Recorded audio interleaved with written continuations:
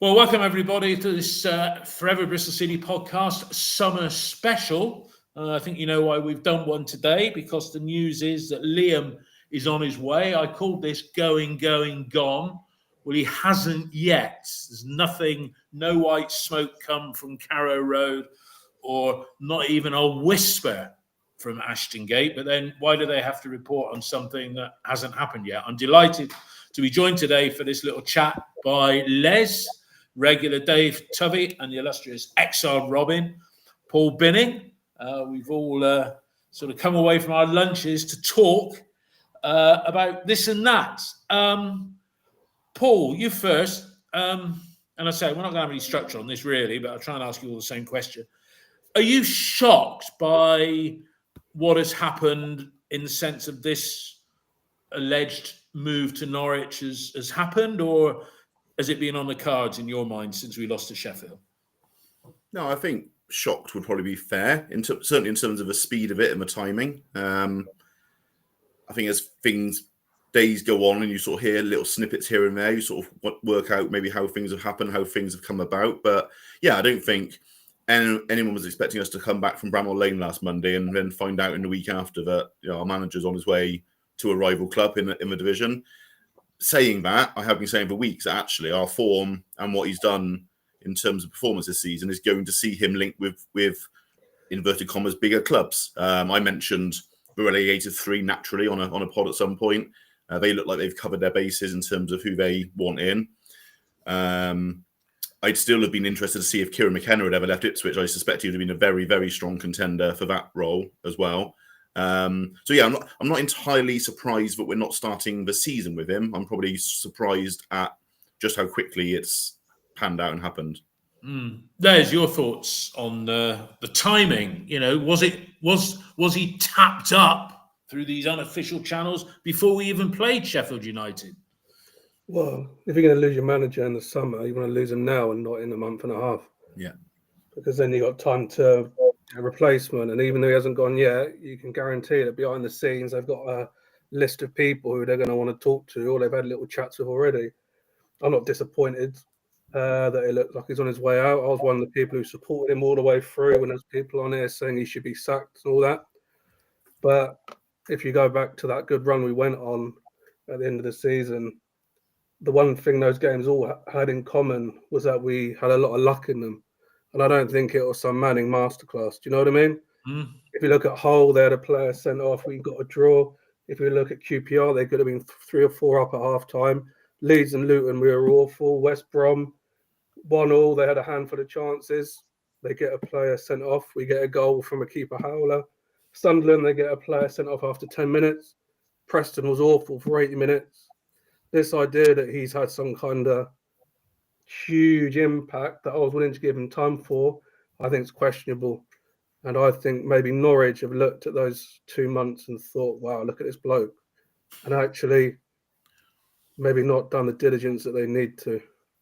That's I think you certainly said there certain of the things I've been thinking.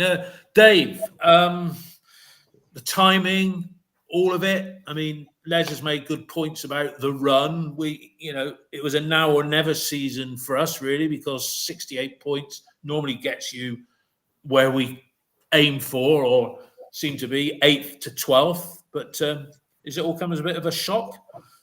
I don't know about a shock, but to me, it's disappointing because it's not so much the going, because as they've said, you do expect other clubs to come in, but it's the where, it's the who, and it feels too early for that reason, because it took me a while to get on board. I wasn't necessarily enjoying the football, and I actually agree with a lot of what Les just said. But at the same time, within those games, I saw some football that I was enjoying, that I could see something building. I was worried for next season, but people were kind of winning me round of if we add a few pieces here and there, there's something to be done. And it's like this project of front foot football, having a manager, and it cuts now. And I know Norwich are a big club, but it's not like it's that massive step forward that you were expecting. It's like, really? If it would have been Leicester, it's like, I get that. But it's Norwich. It's Norwich where they are today, not where they were. And it's like, we've made a small step forward, And all I can honestly think is, as fans, we deserve better than this, because it's not just Manning, it's the board as well. It's how we've got to this spot. And the people that go to every single away game, they deserve better than this. The people that go to every home game, they deserve better. Everybody deserves better than what we're getting right now.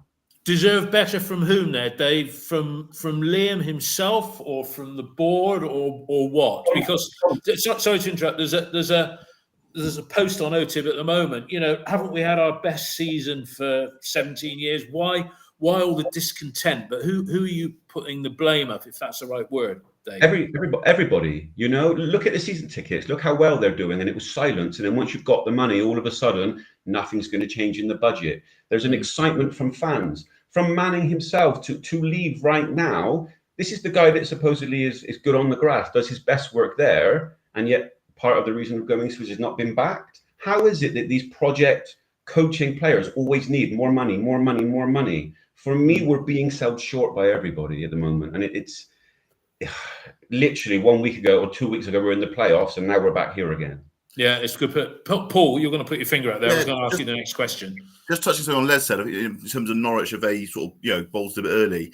What I thought was interesting was we are probably two of our best performances under Liam Manning away at Carrow Road. And I know that's only 2 games, but it does work. Like Alex Ferguson used to sign players on the basis of one performance against Man United. He'd see something amazing and go and sign them. And I just wonder if that has made a part of an impact on this. And they've gone and they've seen him at his best in terms of those games. You've gone, okay, we want some of that, and have sort of almost been attracted by a couple of games. Yeah, that's a good point there, Paul. When you said Alex, I don't think Alex Ferguson saw him play, but I never did understand how Ralph Milne never went to Man United back in 1988. But that was on the basis of a game in Scotland, I think. He played against the team. Yeah. Right. Look, if we're going to be charitable, we will say this is a logical move for him because it's Norwich, it's his home patch, it's East Anglia. Yeah.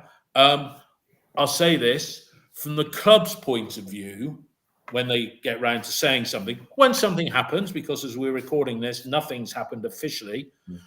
It can be packaged up as it was the right move for Liam. He's leaving us to go home, because he went through barely a year ago a set of circumstances that nobody would wish to go through at all. You don't imagine how the man felt. But Chris Hogg, I believe, as well, is George Burley's son-in-law. So, you know, it's not just Manning, it's Manning, Hogg and Krause. But are we right, Paul, to give him the benefit of the doubt that it is purely, personal has played a big part in it? Can I just say one thing first? Before you say it, Paul, the going home part is like, if you look at some of the Norwich fans' comments, they're talking about, well, I'm willing to overlook the fact that he's more of an Ipswich guy than a Norwich guy. It's the equivalent of saying, I'm going to Bristol to Rovers when you're a City fan. You know, it's like, is it really going home? Is he really going to have that much rope? You know, I'm not sure it's the homecoming. It's that area of the woods, but football is not that big. Football is towns, it's cities. You don't get, we're going to the home city. You know, I'm not sure it's naturally just going home, but sorry. No, I think what David said is, I think that's the narrative, isn't it? That's the narrative that will be painted. It'd be interesting to see how City do paint it. Will they just do a short, polite, thanks for the efforts, thanks for the playoffs, but you know, you're going, or will they actually make a bit more of it? I think there's a factor in that. I do sense it's been overplayed a little bit. You know, he wouldn't be going there if he didn't want the opportunity, and he didn't think there was a bigger opportunity of getting to Premier League with them than with us. And you can look at that and argue a toss over it based on last season. I do think there's an element of maybe he kind of realizes he got the maximum amount of that squad last season, and if he isn't going to have the 3 or 4 reinforcements he wants, then it's going to be a tough job to do that again. He doesn't want to be back. Norwich, he's presumably had some sort of indication of what's happening with Saints and Sargent up front, as they're 2 big players. If that means they're selling them, but he's going to get 20 million to spend, he might quite like the idea of that. So I think there's definitely a family element. I don't doubt his family, as in his wife and children, were stranded a little bit in Bristol back in the autumn, and would have appreciated being at home with family and friends nearer Norfolk, Suffolk. And you say the Chris Hogg link's natural there as well. So I think it's an element, but he wouldn't be going there just, not just because of that, or as a major way because of that, in my view. I think it's a football. So he's a very fiercely determined, ambitious guy, and I think he sees this as the best football decision for him. Okay, Les, what's your view? If it was, I don't know, let's pick another side, because even Leicester, who he was mooted, that's closer to Norwich than we are. But, if he was going to go and join, say, I don't know, let's say Derby, well, that's at that side of the country as well. I don't know. I mean, is it personal, or is there some underlying dissatisfaction that we were detecting in some of the interviews that he was giving? Your thoughts, Les? If you sell Signs and Sargent, how much money you got to spend? 25 million quid, like Paul was saying. Where are you going to get that in the Championship?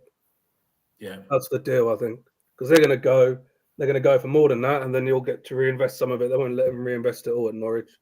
So, based on what that said, how much are Bristol City going to get in the summer to spend? 4 million. I mean, that's a good point. How much? Because, we keep saying this. This club, for whatever reason, has got an annual run rate of losses of before player sales of 20 million quid, right? So if Semenyo, and wasn't it great to see him get 2 cracking goals? Well, the second one in particular, I thought that's added another 10 million to his value. If we're going to pick up 8 million for Semenyo, not we, the club, 8 million for Semenyo, and somebody does come in for Knight, nobody's going to stand in his way. We could have 18 million quid coming in. Now, the indications are at the moment that, the purse strings have well and truly been pulled. If Liam had half of that 18 million, you don't sell your best players, but you can't stand in their way. That's still a lot compared to a lot of Championship clubs. Yeah, but it hasn't happened though, has it? It's not happened. No, it hasn't. But the point is, look at what we were talking about from the moment we signed him. We were talking about pathway. He should have known what he was buying into. We should have known what he was getting. If you look at what Les has said about, he's going to a club where he's getting more money, how is that? Well, money to spend. Sorry, how is that any different to Conway? As a club, we've set our standard that when a player moves because we see it for money, we're not happy about it, and we create a song about them. When Manning comes back, it shouldn't be thank you for what you've done. It should be an intense, hostile atmosphere for leaving for more money in the middle, just as you get the rainbow. Just as you begin to see, okay, Manning's doing something. Something is building. There's a possibility. We've made that step out of 12th place again. A little bit of progression. Ciao, Bella. For me, it's so poor to do that. It's frustrating that it takes such a year. How often have we heard he needs to implement his ideas. He needs to get things effective. Things take time. And just as you begin to do it, you leave because of supposed money. Do your job on the grass and make players better. It's so poor. I think we've got to be a little bit aware that it was only 18 months ago we were all celebrating and he left Oxford for a bigger club. And if you've got a manager who's going to do that to us, you've got to understand that unless you're Real Madrid, you're going to have that happen to you at some point as well. And I do, as a general rule, feel that football fans get very overly emotional about their club and their loyalty to their club, whether it's players or managers. And it happens, it happens in football. I think the fact it's Norwich who finished below us last year and have not got parachute payments anymore is the question mark. It's the weird, slightly weird one. But what are we going to have to spend this summer? I don't know. One thing I would like to say, we spent 10 million quid last summer. There's a lot of talk around saying we didn't back him. We didn't get any backing. I was like, well, that's not any backing. That's 10 million quid worth of signings. Now, the signings in many areas weren't up to it in terms of scratch and didn't play a huge part in our season. Even if you look at Hikawa as an example, didn't play a massive part in the season. It was bitty and here and there. But we still spent money. It's not that we're not spending money. We just spent it in a not very well-directed aim. Paul, let me ask you this question then, Paul. Do you think, he seems to have an infatuation with Scott Twine, right? And I wish that infatuation would extend to him taking him up the bloody motorway when he goes. Because Scott Twine, Dave Fev's pointed this out, Scott Twine's been a bit inconsistent with injury, but he's only used him 68% of the minutes he's been available to play. And that infatuation with Scott Twine, I look at it, for me, he signed George Earthy on loan, thinking the Twine deal had gone. And we went back and got him in. And you look at the other two, Armstrong and Fali Mayulu, maybe that's why Lansdowne's being a little bit frugal with the cash, or so it would seem at the moment, because you throw Hirakawa into that as well. Yeah. You know, that is thick end of 10 million quid. That's ignoring wages. You know, it's not great, is it? You come back to some of the season review discussion, don't we? We recruited in the summer for a 4-2-3-1. We recruited Yu Hirakawa for that. You have the two strikers to try and be the one up front. What I think has been odd with Twine and Manning through the season is even then he was playing him left side, wasn't he? And Max Bird was in the middle as a 10. And then that was almost because he couldn't make up his mind between Williams, Knight, and Bird in the middle, maybe. But you're right. It seemed a bit odd all season. It's not quite found his right spot.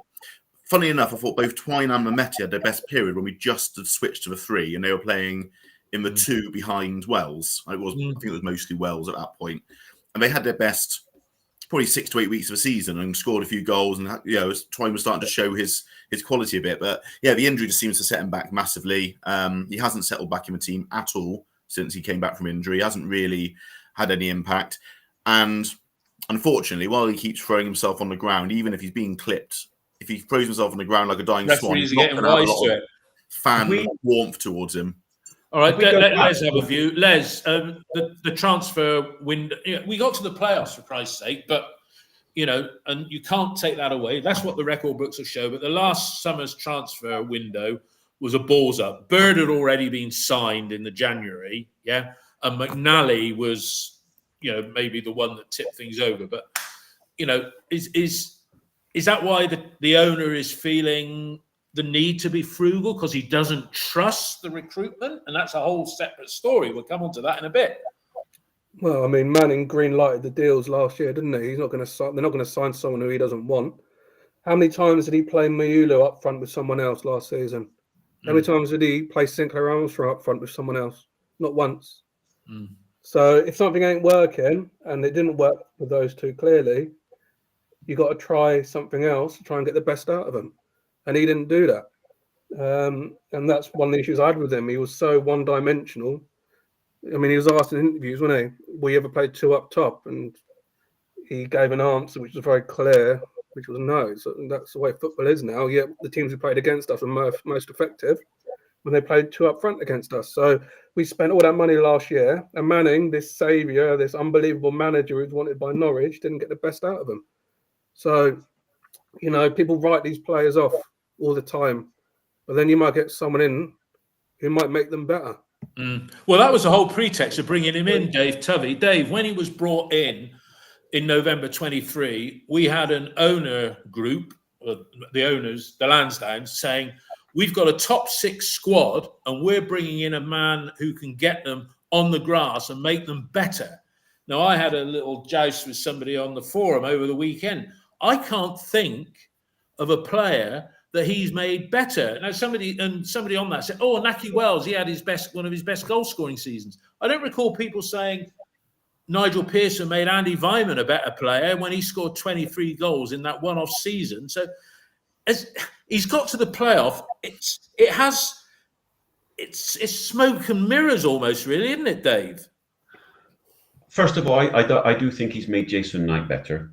I think he's a better player. He's got the best out of him. So there is that he has in the bank. And sorry, Dave, can I interrupt there? When you say he's made him better, he is a good player who is evolving. I don't put Jason Knight's improvement down to him at all. But then what credit does any manager get for any player that ever gets better? He's part of that evolution. He's the one that's imprinting the ideas that shouldn't do. And it's challenging.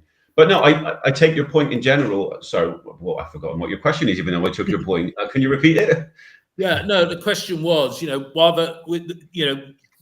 the transfer, not playing players in position. This is the point. And people say that he wasn't backed. Twine was an expensive buy. It was his guy, man. It was his player. If you go back to last season, it was the top 6 squad. We were missing a number 10. So they went and got him. They overspent for him to the point that they were worried they weren't going to get him and got Earthy. He's had backing. What did he need to do with that backing? He needed to add and bring along the pathway. How many games did Morrison just sit on the bench? You could almost argue that actually our pathway has been, you can argue it's obvious, it's been stifled But Morrison specifically hasn't got game time. If you weren't going to play him, send him on loan. Manning has benefited from being at Bristol City. The club is now worse off because of it, because we are left with some of the signings that don't fit. We spent money too early. We've now got less money. So to say he hasn't been back is a lie. He just had it all up front, and now we haven't got it so much. Mm. And I think to do that and then leave, it's almost gaslighting, you know. It's here's your money. Oh, I need more now. It's not right. I know it's a business, but it's not right. That's good points. Paul, do you agree with that? I think to a large extent, yeah. He made a big play about wanting different options up front last summer, and that's fine. You know, yeah, Naki Wells and Tommy Conway the year before, both similar-ish strikers in terms of runs they make. He wanted, I think, Fally and Sinclair, but obviously he wanted players that are better than that. So the way the recruitment works, as far as we know, is the recruitment team will go, he'll say, I want this type of player. The recruitment team will go and find 2 or 3 options, and they'll narrow that down by affordability and availability and contract length and whatever else. And then, yes, as a team, he and presumably Tinian and presumably the finance guys will go, yeah, we'll go for that one. And that's how it works. So, yes, he does have a final say in terms of we'll go for that one. But then you still got to say, well, did we offer him the right options? Were there not better options out there for that fee? And, yeah, everyone can look at the Sunderland strikers and go, look at them, they were cheap. But everyone has a player like that sometimes. We've signed players like that at a bargain before. So you can't just say we're bad and they're good because they've done that on 2 strikers. But I do think we definitely... The club has hamstrung him by providing Armstrong and Fally, even if he had a final say. But he did push for Twine. I'm pretty sure he pushed for McNally early because Atkinson was injured. And he liked McNally. He liked McNally as an option.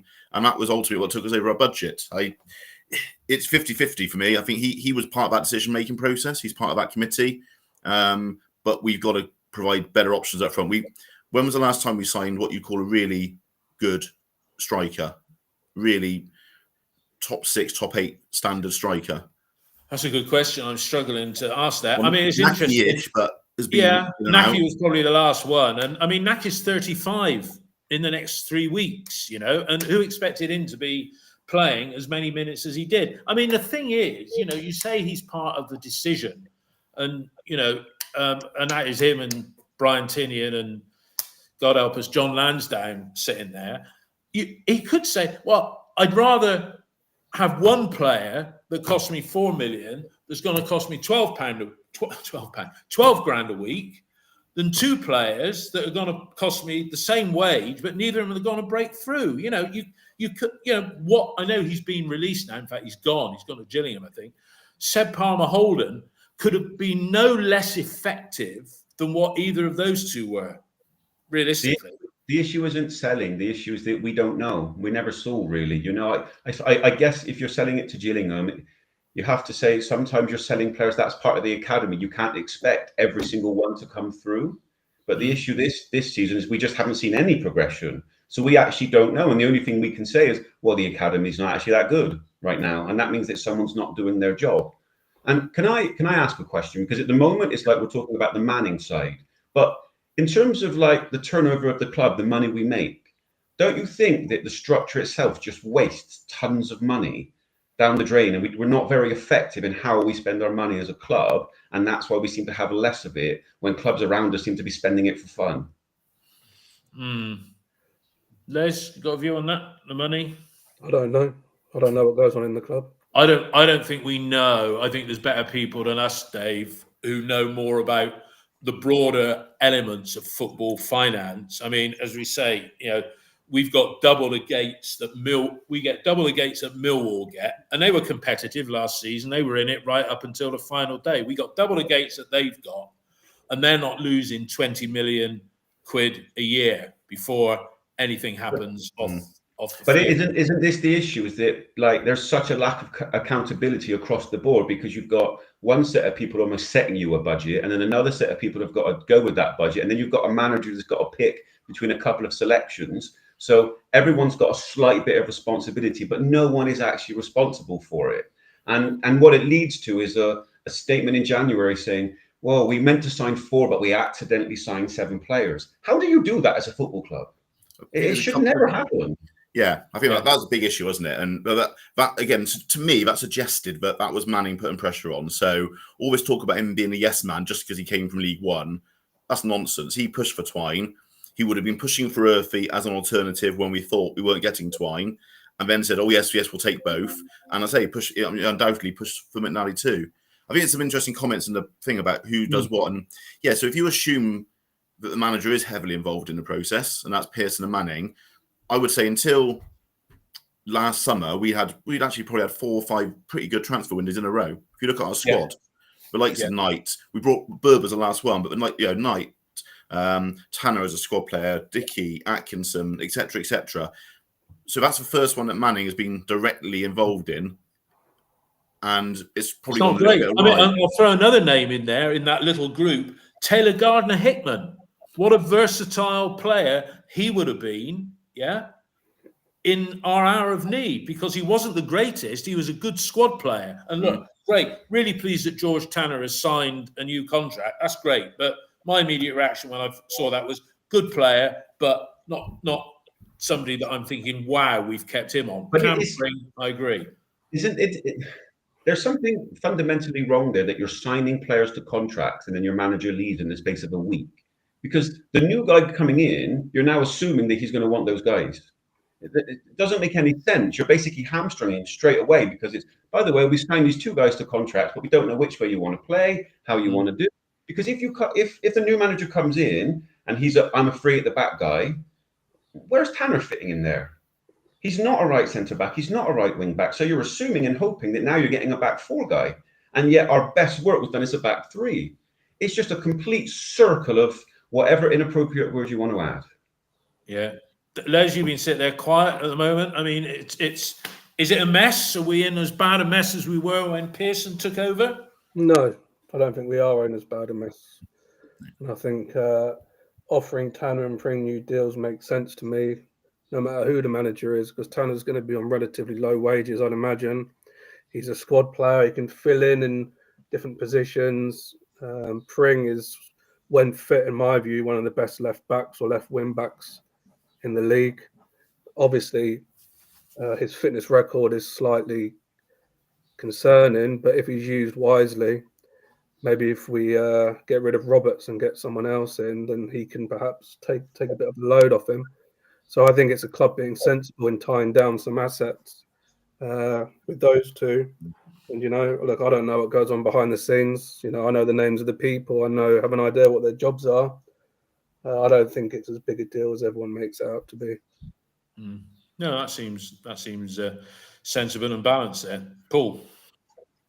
I think what I was sort of realising last night when I was thinking about this, what this does do is it will adversely affect our summer naturally, because we were probably all set with a whole set of targets, as Dave was saying, playing a certain way. You'd like to think we'd have that discussion about what we're going to go with next year, what type of player you want. So do we now go and try and get that sort of player if we had 1 or 2 early signings lined up? Are they going to want to come here without a manager in place? So it will set us back. I think there's no doubt about that. And yes, the timing is good to get it done early. It would, as Les said, have been worse to sign all these players and then him go at the end of the summer. But it will undoubtedly set us back, I think, this summer. Now, who's going to make that decision now for the next 2, 3, 4 weeks on Naki Wells' contract, for instance? Do we all agree that Naki's worth another year or not? I mean, you think he's worth another year. Les, you're shaking your head. Dave? I don't. No, you don't? I agree with this. No, I think you've seen the end of the story. If you're telling me that maybe he's going to be coming off the bench, then I could buy into that. But with Naki Wells as the main striker, we know where the story ends. It's not going to take us to where we want to get, and we have to be ruthless in that fact. Like I said, not main. Sorry, no, not main striker, but I think he's worth another year. I think Les said it in a previous podcast, and he was right. That the money that he's on at the end of the day could be spent on another striker that is going to take you to that next stage. And ultimately, the club made that decision last year, and the only reason that Wells is in that position is because they recruited so poorly. Also, can I just say that if we can't get rid of those other 2 strikers and we have Wells as well, that's 3 striker spots gone. So we might get 1 more in at a push. If Wells goes, and I'm guessing we'll have to spend on a fee, but we'll be saving the money on wages, and then maybe we can get 2 people in, or maybe a striker and a loanee. Is Cornick here for another year as well, or is he? He's got a year. So there you go. Look at that. That's Maulu, Armstrong, Cornick, and Wells, and we haven't got a main striker. I mean, it is a mess. Somebody said this isn't a mess. It is a bloody mess. It depends if you play two up top. If you play two up top and it works, then it's less of a mess. Yeah, but can you see that little group getting 25 goals between them? That's a 10 and a 15. Well, we didn't think Sammy Schmodix would get any goals. He played 2 games for us, and then we sold him, and now he went to Ipswich after getting 20 odd goals in the Championship. You can't write people off and say they're done. They need more time. Do you think then, Les, on that point? Do you think? I think Sinclair Armstrong will. Do you think we'll ever see Fale Maulu put on a Bristol City shirt again? Well, if we do, then he has an opportunity under a new manager, and hopefully that manager can get more out of him than Liam Manning did. And if we don't, then we make some money and we can reinvest it. I don't see how we can, Dave. I don't know what your view is on Maulu. That he went on loan. I've just checked on Wikipedia, not the greatest information source, but I think he played 2 games and scored no goals. He's not going to come back, is he? I don't think. I would be surprised, but it is true that when you have a new manager and a new start, and again, we've got strikers, but we have no idea how they play as 2 up front. We don't know, if that would make Armstrong any better, having someone else around him to do the goal scoring work of it and play through him in a way. We just don't know in that way, and that leads on to the summer now. It's like we've been talking about in previous podcasts. We're going to need wing back recruitment. We're going to need this, and if we go back to a 4, we all of a sudden don't need that. And Pring being on the left is the contract. I actually agree. It's a decent signing, but I don't think necessarily as a left wing back. It would be more of the left of a 3 or the left back. If you go to a 4, you've got a problem solved. If you're a 3, you haven't. They need to make a decision on the next manager, which I'm sure we're going to talk about quickly, because summer's going to go quickly. You need to get this stuff done. And ultimately, we are in a bit of a hole right now because that side was struggling under Manning. It was the best 11 and then everybody else. Yeah. Now, all of a sudden, one person that could benefit is you, because he was completely out of position under Manning. A new manager comes in. We may just get the best of you. One would hope so. Paul, talking about strikers, we didn't really see enough of Fale Maulu. I don't know what, and Cornick was injured, but he could have got some minutes as well, because, clearly Manning had lost all confidence in them. But Sinclair Armstrong, is there a player in there somewhere? Because you talk to a lot of City fans or you see a lot of comment, I'm giving my own view here, sometimes his body language and his work rate and everything like that, he looks like he's carrying the world on his shoulders and just didn't. Somebody commented when they saw him leaving on the final day of the season, he didn't look happy bunny. Yeah? No, I guess from his point of view, it hasn't worked out how he'd hoped and expected. He would have been signed in the summer, being talked about as one of 2 main strikers, being given the option, and for various reasons it hasn't worked out. I think there is something in Sinks. I really do. I think he's got some attributes. He's still raw. It might take another year or so for that to come through. He's never going to be a 20 goal a season man, but can he be a useful partner? What I thought was interesting about a 2 up top discussion, I spent probably a decade defending our coaches for playing 1 up front, because pretty much everyone else in the Championship plays 1 up front, and it's just the way that the game has evolved to play more players in midfield. And yet Sheffield United and Sunderland both finished the season playing with 2 strikers, and it'd just be interesting to see whether that molds into other teams next year, whether teams start thinking about, okay, there's a different way of doing it now. Can we be more attacking? Can we get some support out there? And it's just an interesting little tweak on how the game has evolved, I think, the last year or so. All right. Look, before we talk about who next, you'd have thought, we have a senior person on the football side in our technical director. If anybody, he's been strangely silent. I mean, Dave, you've heard the rumours. We've all heard the rumours. Brian Tinian, is he going to be the spokesman that releases the news? Who's it going to be? Or is it going to be poor young Sheridan who's going to be wheeled out there and then go back into the bunker? Because I'm sure there's a bit of a bunker mentality at Ashton Gate at the moment, I would say, in the hierarchy. I would imagine there'll be a statement, and then when they do get the new guy, then they'll parade like it was always part of the plan all along, or they'll come up with a new phrase that will be over and over again and ask us to buy into something more. Ultimately, they've been, I've seen some accusations that why aren't they saying something? There's nothing they can say right now. Only when it's done do they then say something, and even then you don't need the interview. What you need is when you get the new guy. And be a bit more, make sure that the two of you are in sync with each other about where you're going, and don't try and insult fans' intelligence by coming up with the brand new shiny phrase that we're all going to buy into again, because this is a business. Look, this is why he's here. This is what we expect from him. This is how he wants to play. Go do it. Don't pretend that everything is wonderful, that you always wanted to do this. Look, this has happened. This is the game. We understand. Okay, this is our new guy. We believe in him. A bit of honesty.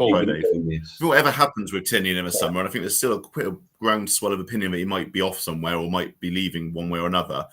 The club, I think, will probably have to say and will say, what we have got here is a good setup. Brian's put this in place. We've got a way of playing, whether you believe it or not. We've got a style of playing. We've got an approach, whether you believe any of that or not. And Liam leaving just means that we can find the next person along who's going to fit that style. That's what he should be saying and doing, whether you believe, say, in that or not. And I think you can look at what we've moved from Pearson to Manning and say there's been some evolution there. It's a different style, but he's used that base. Can Manning provide the next manager with a better, bigger base of options than we had before?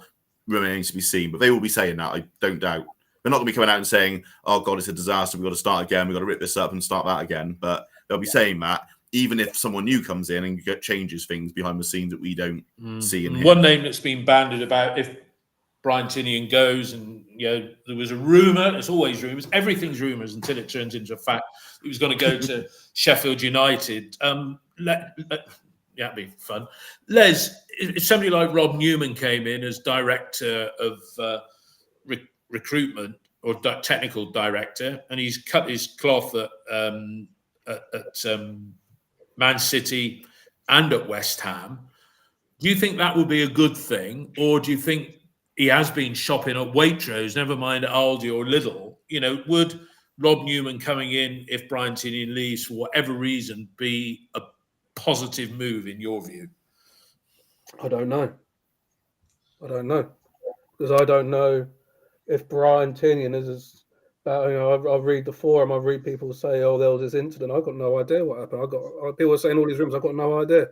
I don't think his recruitment has been nearly as bad as people make it out to be. I think the two strikers last summer haven't worked. I acknowledge that. I don't think Hugh's been a bad signing. I think he's been played out of position. I think Jason Knight and Max Bird have been excellent signings. I think McNally's been an excellent signing. So this idea that the recruitment has been terrible and that's on him is, that's a good counter argument, Les. No, at the end of the day, you get all these people saying Brian Tinian, he can't spell on his bio and he's out of his depth and all that nonsense. I don't think he's doing. From what I see as an outsider looking in, I don't see this guy doing a terrible job. You make a good point, and I've always defended Brian. I've stood up and said so at the Senior Reds when I interviewed him once that, he missed the playoffs in his one season in charge by one bloody point, and that was because he had Keith Millen foisted on him as an assistant by the owner. Dave, do you think it's easy, Dave Tubby, do you think it's easy for Brian to become the whipping boy for a certain section of the fans? Because there seems to be a lot of... There's a poll running at the moment, and I won't repeat the results that are on there, but it's not great for him.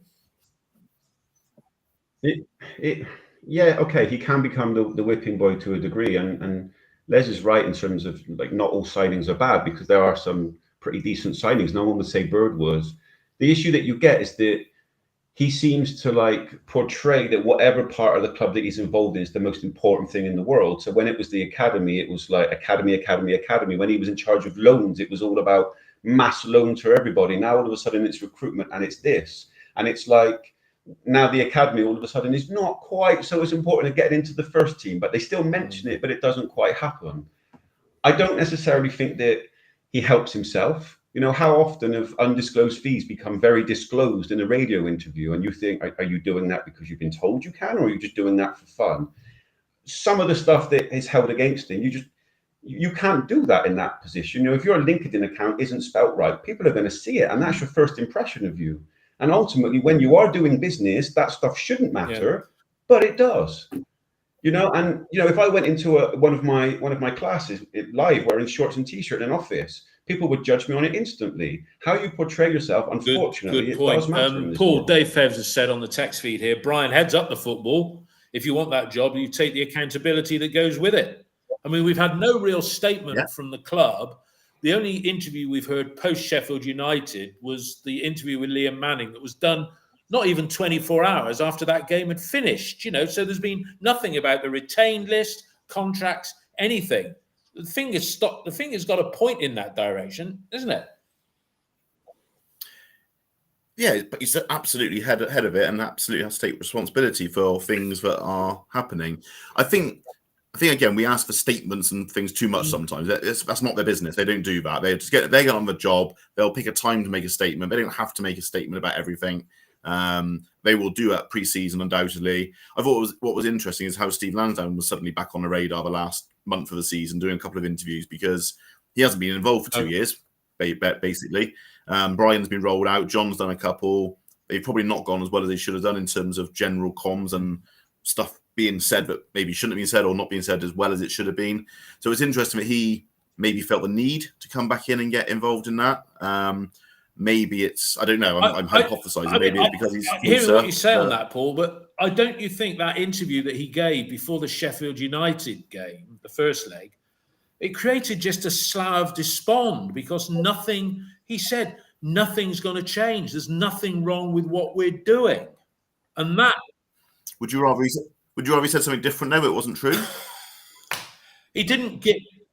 You don't want him to come back and say we're going to have a go at this, and then not spend any money. You get the best position that you've had in 17 years. At what point, how do you kick on from there? You had the best position because it was a skewed league table, because the top three, dare I say it, top four clubs were so much better than everybody else.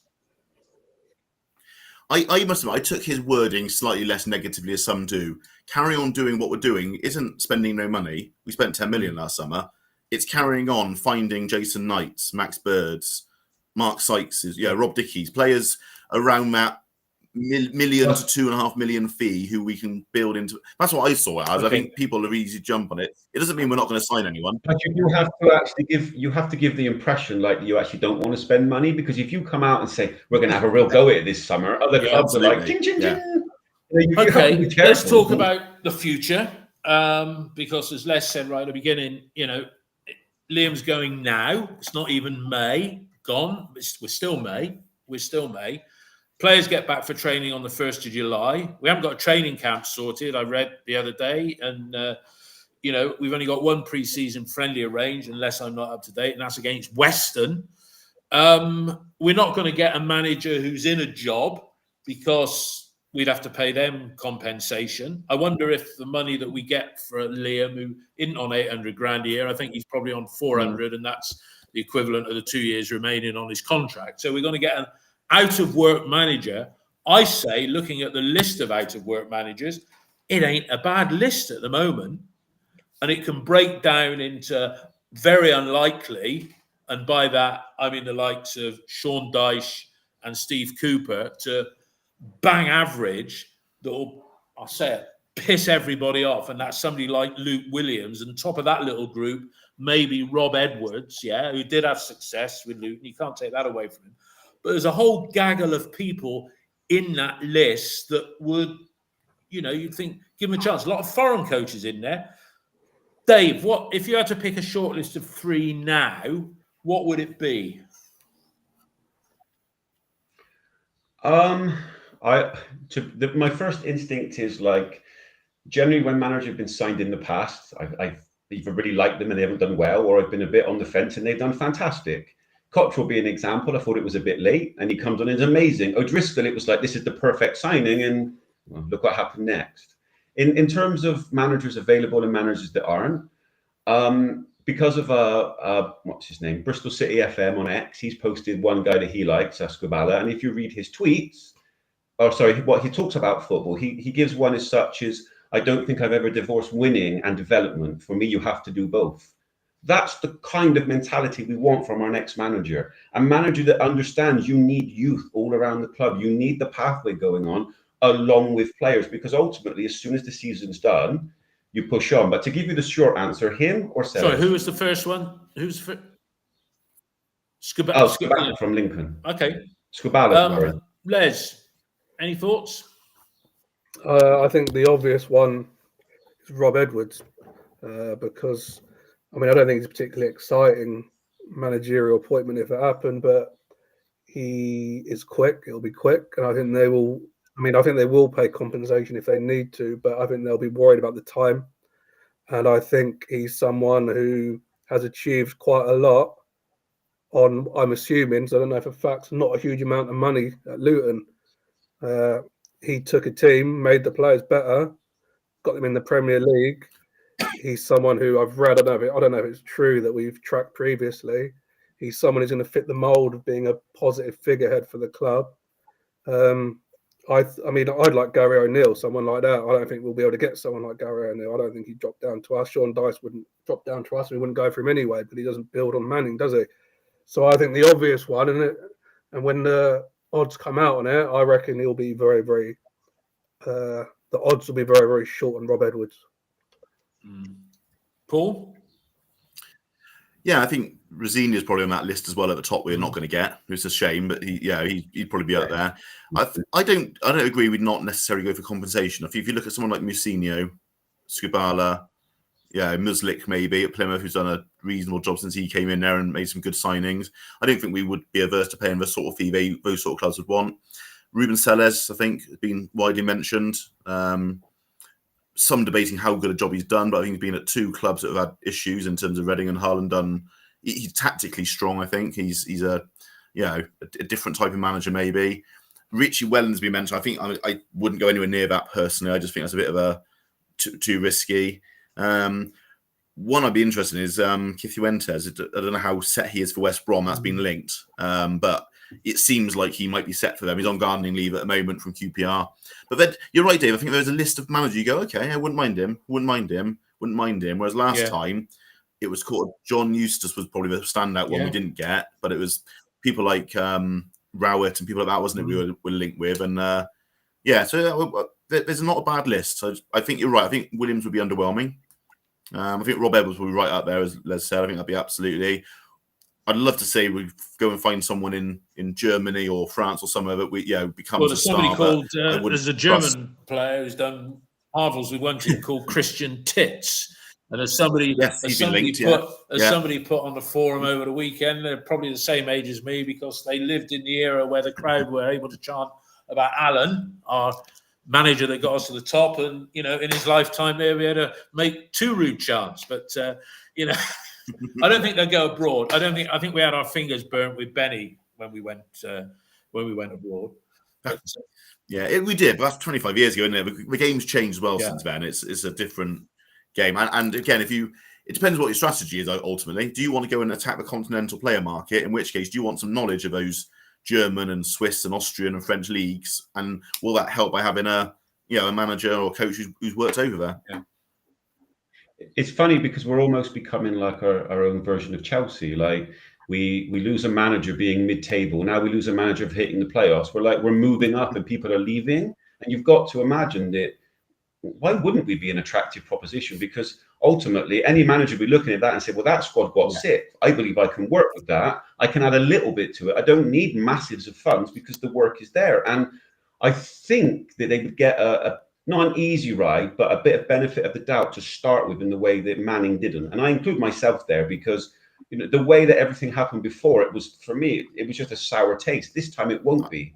So this time he's not going to be that judgment on day one. And Liam, whoever came into a bit of a hornet's nest because there was the cult of Nige. There was the cult of Nige, and people were looking for a stick to beat the board with for not letting Nigel spend the Scott money, and it did end up being Liam Manning. Here's a couple of interesting ones here. Dharma's put here, would Chris Hogg stay? I don't think he will because he's like that with him. What about Andy King, who everybody thought was worth not experienced enough? We we've certainly been burnt there, haven't we, in the past? We've been burnt enough times with number twos and first-time managers. I don't think we want to go down that route again. When you've got an option where there's a decent amount of managers that a majority of a fan base could go, I could get on board with that. Why would you go for one that would make people go? Is there?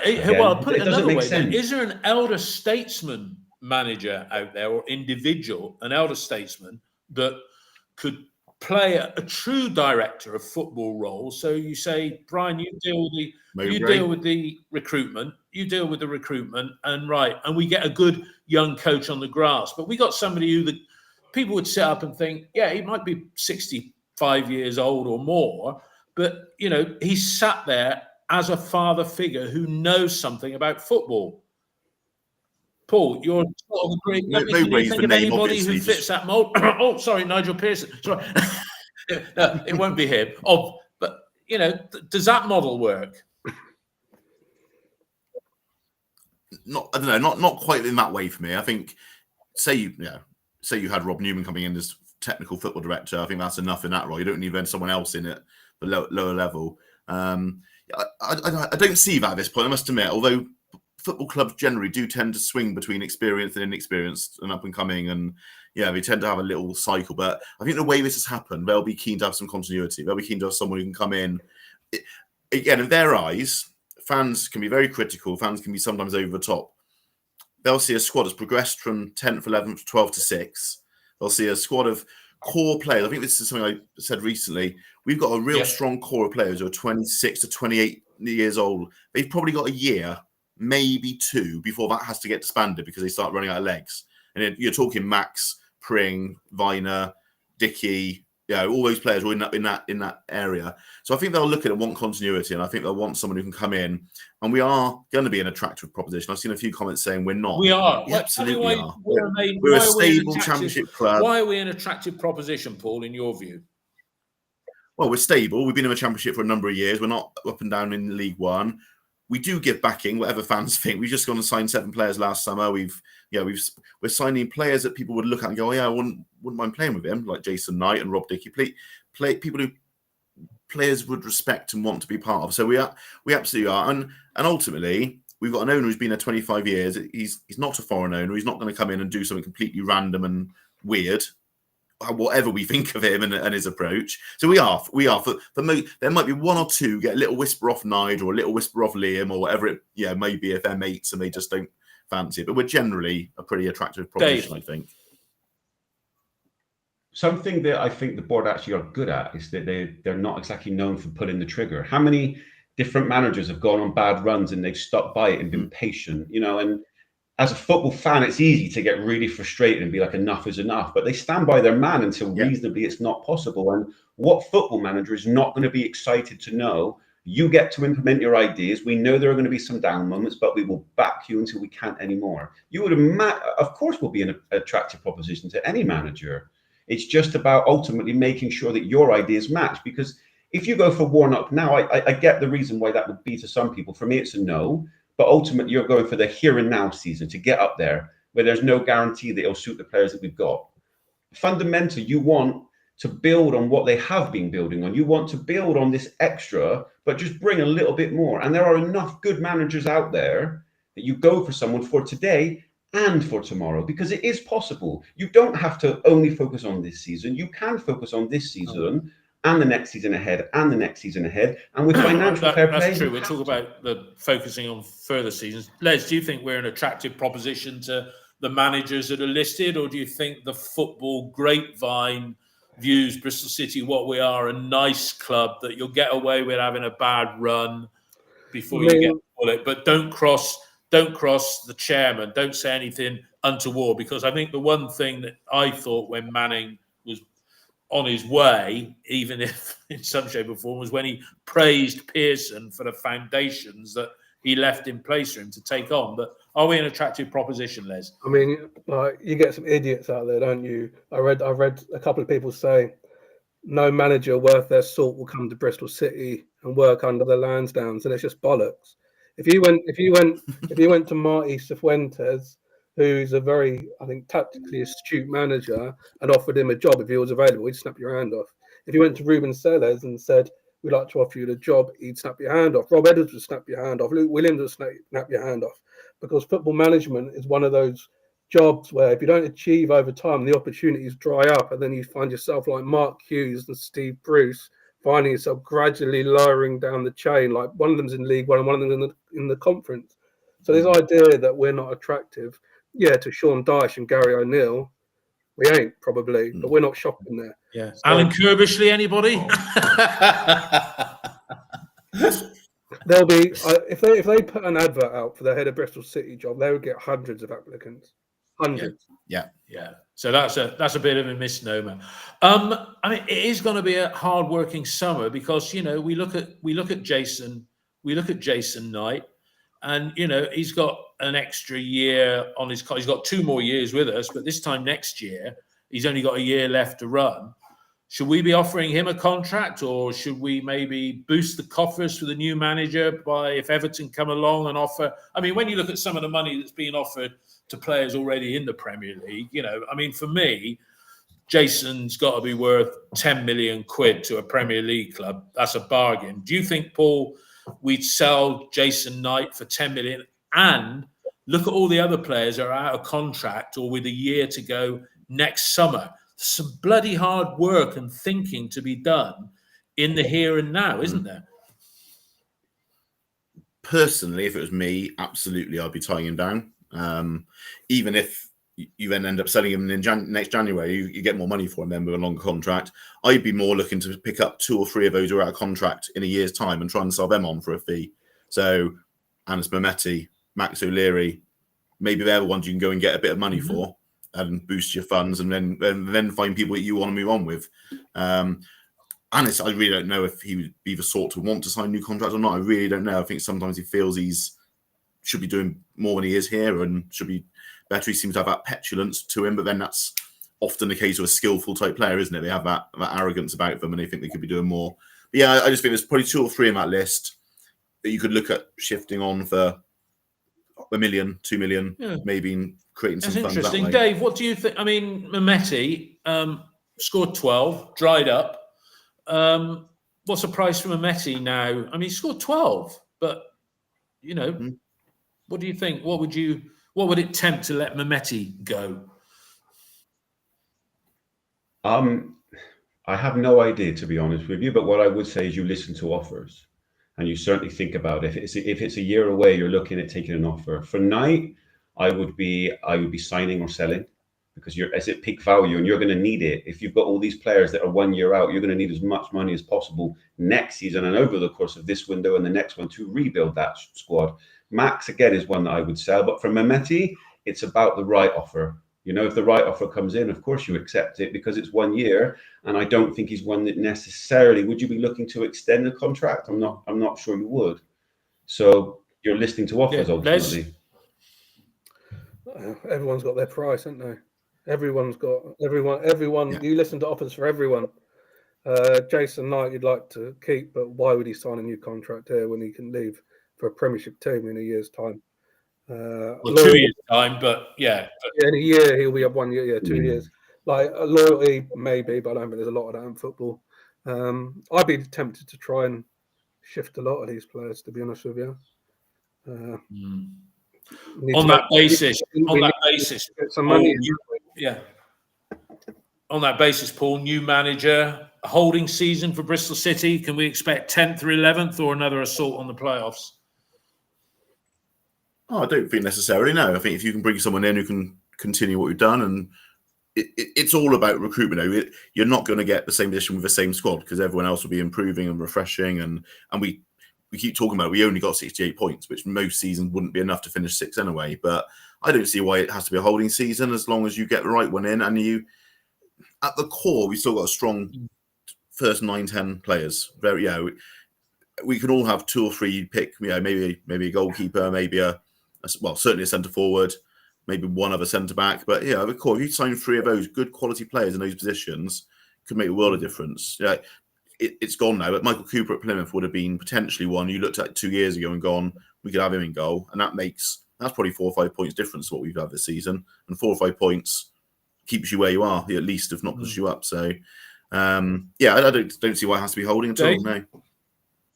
There are many reasons why people go to football, but you don't get a record and season tickets on the offer of a holding season. You always get it because it's maybe, just maybe, this is the year, and that's the way it should be as a football fan. The only exception is if you've just come up, and that's not us. Every year should be the belief, and this year it went wrong right at the end, and the warning signs were ticking in, and it didn't happen.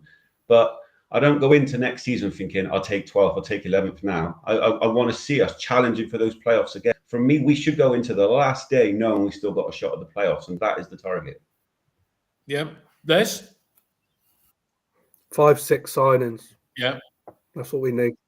We need a goalkeeper, we need a fullback, we need a centre-back, we need a centre midfielder, and we need at least one striker. But it depends on the tactics of the manager, innit? Because we've played a style of football that has removed crosses from our style of play. So maybe the new guy comes in and wants two wingers who can get the ball. Yeah, and we've got lads. I want to see. What I want to see is some of the youth coming through. Like we're told, Raheem Nelson he's meant to be a good flying player on the wing. Morrison is that wide attacking player. I think they're both left-sided. Somebody will correct me if I'm wrong there. But if we saw some youngsters coming through and more enterprising, because I think by and large people are sick of this budget Pep Guardiola style of football. The horseshoe. We tip. Even against Preston, in the final game of the season, you go across the back the other side, and then welly it forward. Just get the ball down, old-fashioned football. And I watched the playoff final. I was really pleased that Sunderland won it, but the power that they showed in the second half, in fact, both the first two goals, the Sheffield goal and that one, were just good forward attacking play. And I had to say, it couldn't happen to a nicer bloke than Kiefer Moore when he put that pass that set Sunderland on their way. Mr. P, the City DNA is a simple one. It's not about long ball football. It's not about slow football. It's about getting it forward with culture, getting it out wide, looking for crosses, looking for opportunities, thinking to go forward first every time. You hear what it's like at Ashton Gate. It takes 2 minutes of passing it around the back, and it's get it forward. And when you hear that, they don't mean knock it long. They mean look to be attacking. And that, as a City fan, that's all you ask for. Yeah. Every club is supposedly the same, but they're not. They're slightly different DNAs. And the City fans are more or less, they're all in that zone of wanting to see attacking football that has a bit of culture to it. There is a reason why Tony Pulis would never, ever work at City, and it was the worst hire ever. It was doomed to fail because people like to see attractive football within a very wide remit. Yeah. Do you think, Paul, go on, tell what you were going to say, Paul. I was going to say, I just seen something in the chat. We've actually just been linked with an American centre-back for £1 million from Montreal by people who are quite reliable. Alex Crook and Ben Jacobs from TalkSport. That's good. I'm excited. I'm excited next season. I hope he gets a chance. I'm excited by seeing Josh Stokes, and Adam Murphy's been getting minutes. I mean, he was bigged up, Adam Murphy, and on a very big wage. But Les, are you excited? A League Two club's Player of the Year that got relegated, or League One club that got relegated? You excited about Stokes coming? I'm more excited about getting a manager who can adapt. If you look at the Sunderland manager, he could play 2 up top, he could play 1 up top, he could play 5 at the back, he could crowd the midfield. I want to see someone who isn't as one-dimensional as Manning was. So we need someone who can read a game and then not shoehorn us into this one style of predictable football. And there are times I really enjoyed it. I enjoyed the way we passed through the lines. I enjoyed the press. But when we were coming up against teams who played 2 up front, we didn't have a clue. We couldn't deal with it. So we need a manager who can read a game, read a situation, and change us. That's what I want to see. I'm not bothered about Stokes, to be honest with you. Okay. Dave, if you get a manager that does what Les just said, just watch the backing he gets. Just watch the allowance for mistakes made. Because when you see that kind of stuff, you don't expect them to be perfect. You understand there'll be errors along the way, but you give them backing because you like what you see. And in terms of Stokes, I'm looking forward to it. At the end of the day, we've lost Earthy. We're 1 short in that position. Him and Bird together, we do have some bowlers there. We can add some pace to parts of it. If we do go to a 4 with you out wide, there is a nucleus of an attacking team there. And why not be excited for next season? That's the point of football. It's May right now. I wasn't necessarily expecting this podcast today, but come July, I'll be in, right, football season is back mode, you know? Why not be excited for it? That's what football's for. No, that's very true. Paul, I think we'll take final word from you. Are you, and we'll probably do another podcast when the new man's announced, because we can talk about that. But Paul, are you, I'd had enough. Somebody said on there, you know, they'd actually had a decent night's sleep last night because they knew they weren't going to have to put up with Manning Ball again. I mean, Manning Ball, you know, first 8 games of last season conceding 2 goals a game, last 5 of this season conceding 3. But Manning Ball, good luck to the lad, giving us our 17th position. But I've been saying this for weeks. You know, I'm not weeping at the fact that he's gone. I don't feel we've lost somebody because he was too rigid, as Les was saying. What's your final word on that, Paul? Yeah, I got asked by someone a week or so ago whether I like Liam Manning or not. I was like, yeah, I do like him. I don't love him like I love certain managers, and I like the way we play without loving the way we play. And I sense that's probably the same with a lot of people. He's done a great job. To finish 6th, fantastic. He's given us a great season.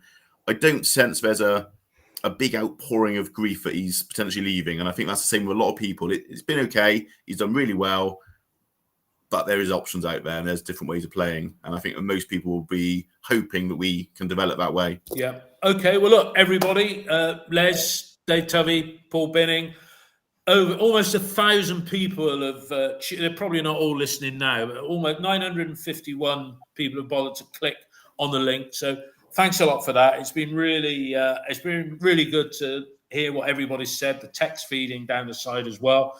I know OSIB are doing a Spaces as soon as the news breaks, so listen out for that one on X with Pete Hinton. We'll do one when the new manager's announced. Or we can hope that it's a vigorous and rigorous selection process that takes place. Never mind 5 or 6 weeks. I think this has got 10 to 15 days to get sorted. So the new man, I won't say or person, the new man coming in can get his feet under the table, inspire the fans to feel positive, and let's get rid of the bloody negativity that is predominant at the moment. I said we've managed to snatch depression from the jaws of success. And that's happened literally in about 15 days. So you got to be positive with Bristol City. It's always the hope that kills. And I'm looking forward to what happens off the pitch over the next 15 days or so, as I'm sure everybody else is. But for everybody who's joined us today, thanks a lot and enjoy the summer. But we'll speak to you before it's up. All the best, everyone. Goodbye. Bye.